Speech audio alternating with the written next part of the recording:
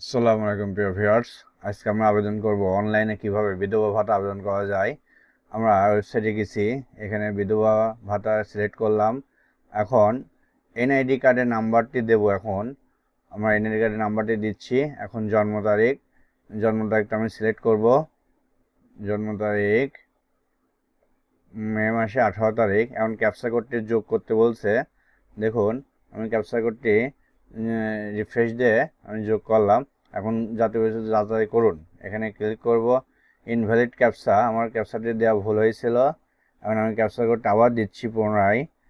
এখন আমি যোগ করে আবার যাচাই করুন ক্লিক করলাম।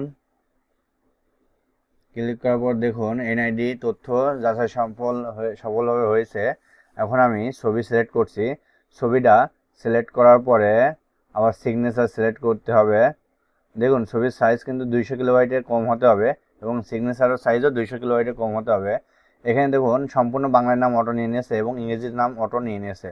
এই যাচাই করার পর, এনআইডি ভেরিফাই করার পরে এখন পিতার নাম আমি বাংলায় লিখছি।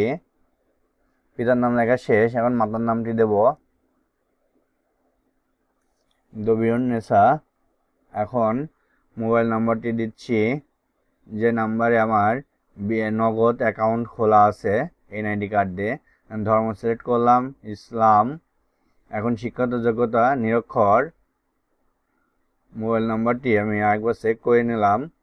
এখন এখানে বৈবাহিক অবস্থা, যেহেতু বিধবা ভাতা আবেদন করছে, এখানে বিধবা দিতে হবে। এখন আমি পেশা এখন কর্মহীন। এখন পিতার নাম ইংরেজি বানান লিখতে হবে। আমি হাইবাদ প্রামাণিক, এটা ইংরেজিতে লিখলাম। এখন মাতার নাম লিখতে হবে। এখন দবিয়ন নেচাটি ইংলিশে আমি লিখব। এখন দেখুন একটা দবিয়নে ডবল হয়ে গেছিলো, এটা আমি কেটে দিলাম। দবিয়ন নেচা। এখন যোগাযোগের তথ্য আমি বিভাগ সিলেক্ট করব। স্থায়ী ঠিকানা এখন দেব বিভাগ খুলনা, জেলা কুষ্টিয়া, এলাকার ধরন কুষ্টিয়া পৌরসভা, যেহেতু এখানে কুষ্টিয়া পৌরসভা। এখানে ওয়ার্ড নম্বর 13, পোস্ট কোড 7000, এটা ইংলিশে দিতে হবে পোস্ট কোডটা। এখন এখানে ভিলেজ বা গ্রাম লিখতে হবে, গ্রাম বারখাতা, এটা বাংলায় লিখলে হবে। যেহেতু স্থায়ী ঠিকানা বর্তমান ঠিকানা সেম, সেহেতু আমি টিকমার্ক করে দিলাম। এখন ভূমির মালিকানা 0.5 একরের নিচে। এখন এইগুলো আমি পূরণ করতে হবে। দেখুন কোনো ভাতার সুযোগ সুবিধা পায় নাকি না। এখন অন্যান্য যোগ্যতার ভিতরে খানার সদস্য সংখ্যা 4-5 জন, খানার শিশু সংখ্যা 2 জন, খানা প্রধানের বয়স 40 থেকে 60, নিরক্ষর। এখানে কৃষিক্ষেত্র শ্রম, এখন দেখুন 50.50 একরের নিচে। এইগুলো আমি এখন আপনার কি পৃথক ঘর আছে না, এখানে আপনার কি খানায় পৃথক রান্নাঘর আছে, এখানে আমি হ্যাঁ দিলাম। এখানে টিউবওয়েল আছে, এখানে স্যানিটারি অ্যান্ড ল্যাট্রিন আছে, এখানে বৈদ্যুতিক পাখা আছে। আমি বৈদ্যুতিক পাখা এবং সাইকেল দিয়ে দিলাম। ঘরের সংখ্যা 2। এখন দেখুন সাবমিট করব।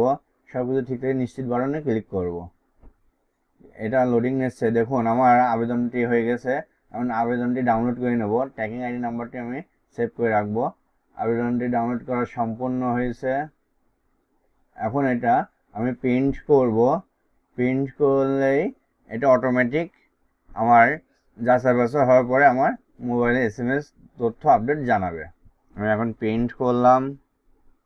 এখানে যেহেতু 2 পেজ আছে, এখানে আমি 2 পেজেই প্রিন্ট করে নিলাম।